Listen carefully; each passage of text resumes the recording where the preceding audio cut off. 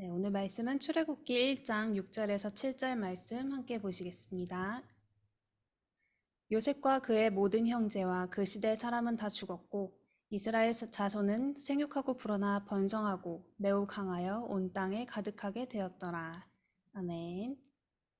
하나님은 창세기 3장에서 선악과를 따먹은 아담과 하와에게 곧바로 여자의 후손이 뱀의 머리를 상하게 할 것이라는 메시아 언약을 주셨습니다.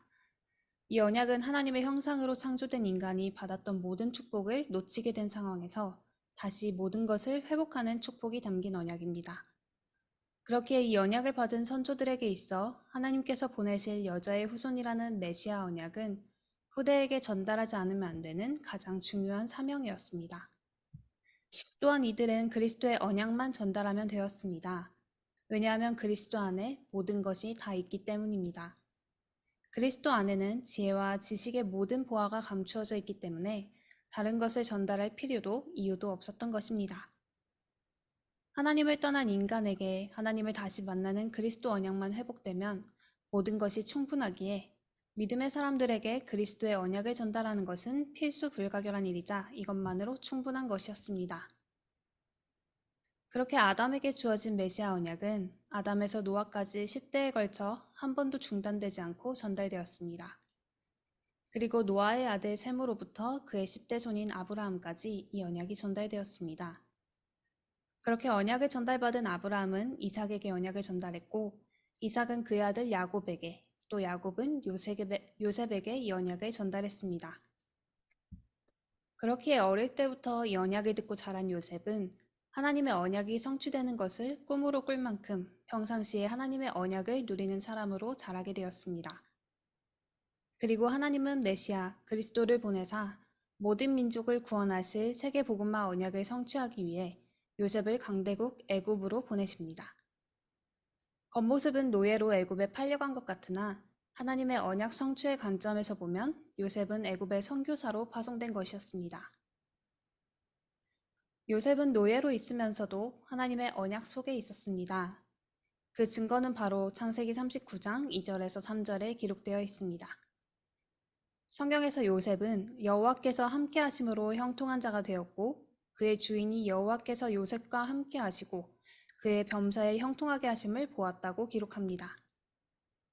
이렇게 하나님과 함께함을 누리던 요셉에게 일어난 보디발 부인 사건은 하나님께서 요셉을 정치인들이 수감되는 감옥 현장으로 보내시는 전환점이 되었습니다. 그리고 창세기 39장 23절은 감옥에서도 여호와께서 요셉과 함께 하셨고 여호와께서 그를 범사에 형통하게 하셨다고 기록하고 있습니다. 성경은 요셉이 하나님이 함께 하심을 누렸다고 표현하지 않고 여호와께서 요셉과 함께 하셨다고 표현하고 있습니다.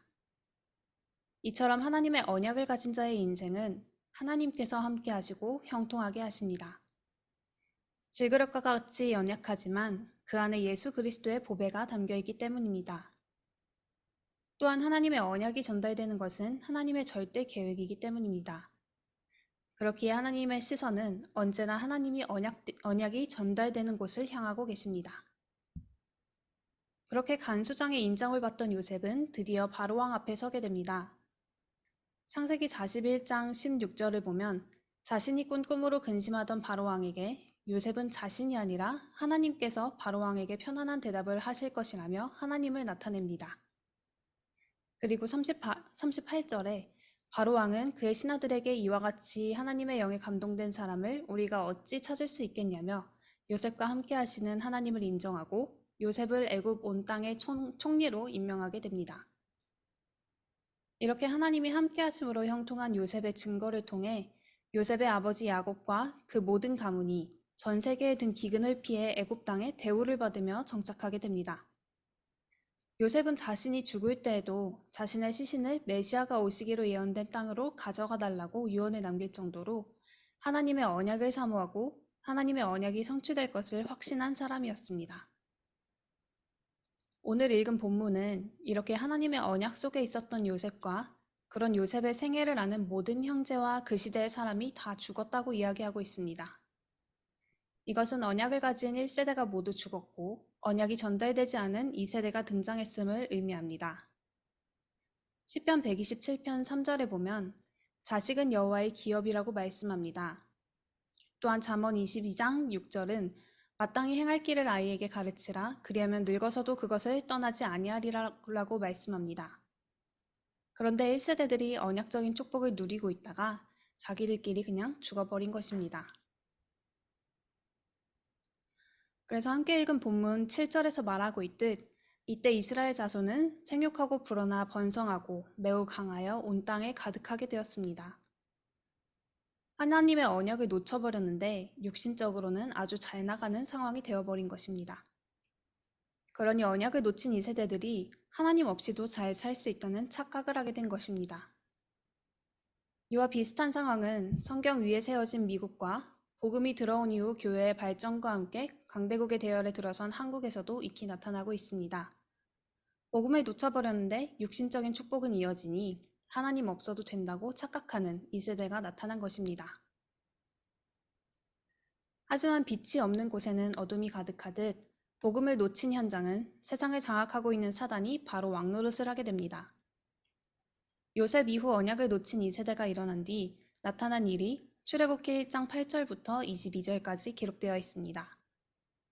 요셉을 알지 못하는 새 왕이 일어나 애굽을 다스리더니 그가 그 백성에게 이르되 이 백성 이스라엘 자손이 우리보다 많고 강하도다. 자, 우리가 그들에게 대하여 지혜롭게 하자. 두렵건대 그들이 더 많게 되면 전쟁이 일어날 때에 우리 대적과 합하여 우리와 싸우고 이 땅에서 나갈까 하노라 하고 감독들을 그들 위에 세우고 그들에게 무거운 짐을 지워 괴롭게 하며 그들에게 바로를 위하여 국고성 비동과 리암셋을 건축하게 하니라. 하나님이 함께 하셔서 형통한 증인이 되었던 요셉의 시대와 달리 이제 이스라엘 백성들은 대우받는 처지에서 노예의 신분으로 전락하게 된 것입니다. 이스라엘 백성의 힘이 너무 강해지는 것 같으니 애굽의 왕이 그들을 노예로 삼는 정책을 실시하게 되었습니다. 여기서 알 수 있듯 언약을 놓친 사람에게는 육신적인 축복은 사실 축복이 아니라 저주입니다. 육신적인 축복 때문에 도리어 하나님을 찾지 못하고 자신의 것을 의지하다 멸망해버리기 때문입니다. 이렇게 갑자기 노예가 된 이스라엘 백성은 우상신전을 짓는 일에 투입되고 애굽의 온갖 압제 속에 고통하며 살아가게 됩니다. 그럼에도 이스라엘 백성의 인구가 줄어들지 않자 애굽 왕은 새로 태어나는 남자아이들은 모두 죽이라는 명령까지 내리게 됩니다.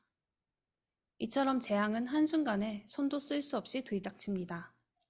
지금 복음 없이 잘 나가는 것 같아도 어느 날 하나님께서 정리하시는 시간표는 반드시 오게 됩니다. 그렇기에 우리가 후대에게 복음을 전달하는 사명이 가장 시급하고 중요한 것입니다. 하나님은 이 사실을 이스라엘 백성의 고난을 통하여 우리에게 교훈으로 주고 계십니다. 이렇게 재앙에 빠진 이들이 회복하는 길은 언약 회복밖에 없습니다. 그래서 하나님은 이스라엘 백성들이 400년 동안 노예로 살고 있는 이 재앙 시대에 하나님의 사람 모세를 준비시키셔서 희생제사를 드리기 위해 출애굽을 명령하신 것입니다. 그래서 이스라엘 백성들에게 양의 피를 모든 집의 문설주에 바르라고 명령하신 것입니다. 어떠한 재앙이라도 예수 그리스도의 피를 이길 수 없습니다. 그렇기에 이 그리스도 언약을 모든 개인이, 모든 가정이, 이스라엘 백성이 함께 회복하라고 말씀하신 것입니다. 그렇게 양의 피를 발라 그리스도의 언약으로 출애굽한 이스라엘 백성은 하나님의 구원을 얻었습니다. 그 이후에도 언약 성취의 여정이 이어지지만 그들은 언약을 회복할 때 하나님의 구원이 임하는 것에 증인이 되었습니다. 이처럼 하나님의 형상대로 창조된 인간에게 예수 그리스도의 언약은 우리의 생명을 회복하는 유일한 길이 됩니다. 그렇기에 우리는 이 언약을 다음 세대에 전달하는 것에 힘써야 하는 것입니다. 다음 세대들에게 임할 재앙을 막는 길은 하나밖에 없습니다. 바로 하나님의 언약을 전달하는 것입니다. 그리고 이 언약을 전달하는 최고의 방법은 내가 먼저 이 언약을 누리는 것입니다. 예배를 통해 선포되는 말씀이 성취되는 증인으로 서는 것입니다. 또한 로마서 10장 17절에서 믿음은 들음에서 나며 들음은 그리스도의 말씀으로 말미암았느니라고 말씀하듯 이 언약을 계속해서 들려주고 각인시키는 것입니다. 하나님의 언약이 깊이 각인된 후대들은 요셉과 같이 어떤 환경에 처할지라도 하나님이 함께 하시고 형통케 하심을 누리게 됩니다. 또한 이 말씀을 받는 우리 후대들은 이스라엘 백성들을 통해 전달되는 이 교훈을 가볍게 생각하지 않아야 합니다. 지금 당장 눈앞에 재앙이 임하지 않은 것 같아 보여도 복음을 놓친 인생에 재앙은 한순간 다가옵니다. 손도 쓸 수 없이 다가온 재앙 앞에 무릎 꿇는 것이 아니라 지금부터 이 언약의 중요성을 깨닫고 복음 누림 속으로 들어가야 합니다. 이것이 오늘 우리가 하나님의 말씀을 듣는 예배의 자리에 앉아 있는 이유이고 앞으로도 예배를 생명보다 귀하게 여겨야 하는 이유입니다. 오늘도 받은 말씀을 묵상하는 가운데 우리 안에 하나님의 언약의 중요성이 깊이 각인되고 후대에게 하나님의 언약을 전달하시는 예비된 사역으로 인도받는 복된 날 되시길 바랍니다. 기도하겠습니다. 말씀으로 천지를 지으신 하나님, 오늘 우리에게 말씀을 통하여 하나님의 언약의 중요성을 다시 한번 깨닫게 하심을 감사드립니다. 다가오는 재앙시대 앞에 하나님께서 예비하신 모세처럼 우리가 하나님의 언약에 깊이 각인된 하나님의 사람으로 준비되게 하옵소서. 하나님의 언약을 붙잡고 승리할 후대들을 세우는 인생 되게 하시고 이를 위하여 하나님께서 우리 각 사람에게 예비하신 사역을 발견하는 복된 한 주간 되게 하옵소서. 예수 그리스도 이름으로 기도합니다. 아멘.